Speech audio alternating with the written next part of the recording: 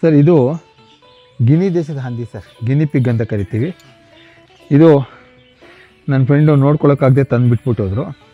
ಇದು ಒಂದು ಜೊತೆ ತಂದರೆ ನಿಮಗೆ ಒಂದು 6-7 ತಿಂಗಳಿಗೆ ಒಂದು 18-20 ಆಗುತ್ತೆ ಸರ್. ಮರಿಗಳಾಗ್ತಾನೆ ಇರ್ತೀವಿ ನೋಡಿ. ಆಗಲೇ ಪ್ರೆಗ್ನೆಂಟ್ ಇದು. ಈಗಾಗ ನೋಡಿ ಇಲ್ಲಿ ಇನ್ನೇನು ಮರಿ ಆಗ್ತಾಳೆ ಇವಳು. ಸರ್ ಇದನ್ನು ಹಲವಾರು ಲ್ಯಾಬ್ರೇಟ್ರಿಗಳಲ್ಲಿ ಯೂಸ್ ಮಾಡ್ತಾರೆ, ಪ್ರಯೋಗಾಲಯಗಳಲ್ಲಿ. ಇದು ಹೇಳಿದ ಮಾತು ಕೇಳುತ್ತೆ ಸರ್, ಗೊತ್ತಾಗುತ್ತೆ. ಇದು ನಮ್ಮ ವಾಯ್ಸೆಲ್ಲ ಗೊತ್ತಾಗುತ್ತೆ, ಎಲ್ಲ ಗೊತ್ತಾಗುತ್ತೆ. ಇದಕ್ಕೆ ಇದೊಂದು ಪ್ರೀತಿಯಿಂದ ಸಾಕಕ್ಕಷ್ಟೇ ಸರ್. ಇದೇನೇನು ಯೂಸ್ ಇಲ್ಲ, ಬಟ್ ಒಂದು ಪ್ರೀತಿ ಅಷ್ಟೇ. ಬೆಕ್ತಾರೆ ಒಂದು ಸಿಟಿಲಿ ಬೆಂಗಳೂರೆಲ್ಲ ಮಾಡ್ತಾರೆ, ಎಲ್ಲ ಕಡೆ ಮಾಡ್ತಾರೆ ಇದನ್ನ. ಅವ್ರು ಪಾಪ ತಂದುಬಿಟ್ಟಿದ್ರು, ಅವ್ರ ಮಕ್ಳಿಗೋಸ್ಕರ ತಂದರು. ಅವ್ರ ಮಕ್ಕಳು ಸ್ಕೂಲೆಲ್ಲ ಶುರು ಆಯ್ತಲ್ಲ, ಇದೆಲ್ಲ ಪಕ್ಷಿಗಳೆಲ್ಲ ಹಂಗೆ ತಂದುಬಿಟ್ರು ಸರ್. ಕೊರೋನಾ ಟೈಮಲ್ಲಿ ಎಲ್ಲ ತಂದುಬಿಟ್ರು ಪ್ರೀತಿಯಿಂದ ನೋಡ್ಕೊಳ್ಳೋಕ್ಕೆ.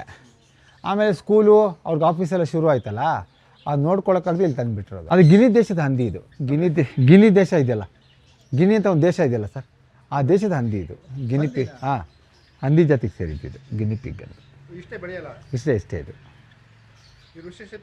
ಇಷ್ಟೇ ನೋಡಿ ಎಷ್ಟು ಚೆನ್ನಾಗಿದೆ, ಕೂಲಾಗಿದೆ, ಫ್ರೆಂಡ್ ಆಗುತ್ತೆ. ವಾಸ್ತು ಎಲ್ಲ ಸರ್, ವಸ್ತು ಚೆನ್ನಾಗಿದ್ರೆ ವಾಸ್ತು ಸರ್. ನಾನು ವಾಸ್ತುಗಿಸ್ತು ನಂಬಕ್ಕೆ ಹೋಗಲ್ಲ ಸರ್. ಒಂದು 4-5 ಇದೆ ಸರ್. ನೋಡಿ ಮರಿ ಅಲ್ಲೆಲ್ಲೋ ಮರಿಗಳು ಹೋಗಿದೆ ಒಳಗಡೆ, ಚಿಕ್ಕ ಮರಿಗಳು ಹಾಕಿದೆ. ಇಲಿ ಥರನೇ ಸರ್, ಇಲಿ ಥರ ಚಿಕ್ಕದು, ಇಷ್ಟೇ ದಪ್ಪ ಮರಿಗಳು. ಇಲಿ ಥರನೇ, ಸೇಮ್ ಇಲಿ ಥರನೇ. ನಾನು ಎತ್ಕೊಂಡಿದ್ದಲ್ಲ, ಅದಕ್ಕೆ ಸುಮಾರು 1.5 ವರ್ಷ ಆಗಿದೆ. ಅದ್ರ ಗಂಡಿಗೆ ಅಷ್ಟು ಸೇಮ್, ಅದು ಗಂಡಿಗೆ 1.5 ವರ್ಷ ಆಗಿದೆ ಸರ್. ಫುಡ್ಡು ಜೋಳ, ಹುಲ್ಲು, ಗರಿಕೆ, ಜಾಸ್ತಿ ಗರಿಕೆನೇ ಕೊಡಬೇಕು. ನಾವೇನೋ ಕ್ಯಾರೆಟು ಇದೆಲ್ಲ ಕೊಟ್ಬಿಟ್ರೆ ಅದು ಯೂರಿನ್ ಮೋಷನ್ ಎಲ್ಲ ಸ್ಮೆಲ್ ಬರುತ್ತೆ. ಸಾಮಾನ್ಯ ಗರಿಕೆನೇ ಜಾಸ್ತಿ ಕೊಡೋದು ಫ್ರೀಯಾಗಿ. ನಾಯಿ ಮರಿಗಳನ್ನ ದುಡ್ಡು ಕೊಡೋಲ್ಲ, ನಾಯಿ ಮರಿಗಳು ಹಾಕೋದು ಅಷ್ಟೇ ಫ್ರೀ ತೊಗೊಂಡೋಗ್ತಾರೆ. ನಮ್ಮ ಗೋಶಾಲೆಗೆ ಅಥವಾ ನಿನ್ನೆ ಯಾರೋ ಬಂದು ಒಂದು 10 kg ನವಣೆ ತಂದು ಕೊಟ್ಬಿಟ್ಟಿದ್ರು ಬರ್ಡ್ಸ್ಗೆ, ಈ ಥರ ತಂದು ಕೊಡ್ತಾರೆ.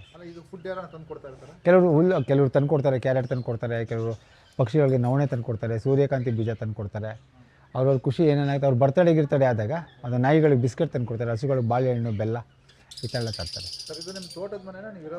ಸರ್ ನಾವು ಇರೋದೇ ಮನೆ. ತೋಟ ಏನಿಲ್ಲ ಸರ್, ಇದು ತುಂಬ ಚಿಕ್ಕ ಜಾಗನೇ, ನಿಮ್ಗೆ ದೊಡ್ಡದಾಗಿ ಕಾಣುತ್ತೆ ಅಷ್ಟೇ ಸರ್. ಇದೇನು 100/120 ಇದೆ ಅಷ್ಟೇ. ಇದರಲ್ಲೊಂದು ನನ್ನ ಒಂದು ಇದಕ್ಕೋಸ್ಕರ ಒಂದು ಹೆಂಚಿನ ಮನೆ, ಒಂದು ಸಾಯಿಬಾಬನ ದೇವಸ್ಥಾನ, ಒಂದು ಗೋಶಾಲೆಗಳು, ಒಂದಷ್ಟು ಪಕ್ಷಿಗಳು, ಪ್ರಾಣಿಗಳೆಲ್ಲ ಸಾಕೊಂಡು ಸರ್. ಇದು ನನಗೆ ಮನೆ ಸರ್.